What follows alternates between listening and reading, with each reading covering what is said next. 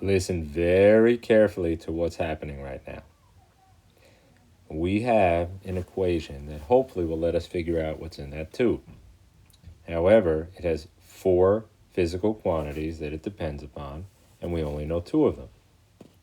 The other 2, the wavelength and the slit spacing, that's the lambda and the minuscule d, those 2 are not known. So we have to get one of them.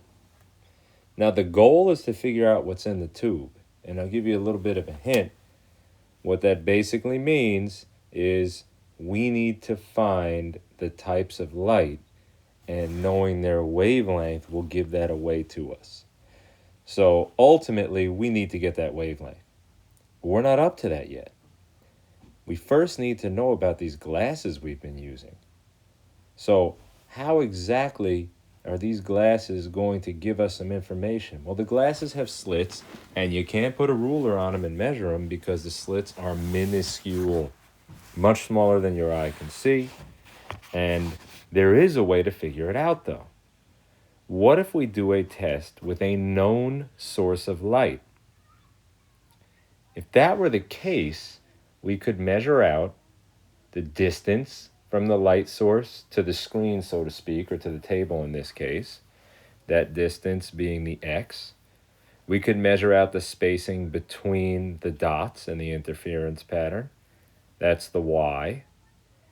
And if we knew the wavelength of the source, that's the lambda. That would leave us only one unknown, the unknown being minuscule d, the slit spacing. So, do we have this opportunity? Answer, yes. We're going to use this green laser that you see right here. So let's see what happens. So here's our green laser. It's shining on the table. It's a reflection you see. Panning up, there's the source. It's actually pinned to the ceiling.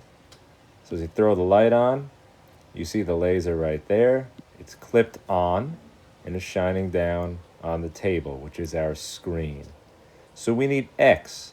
We need that distance that goes from the source, from the laser, all the way down to the screen, which is the table in this case.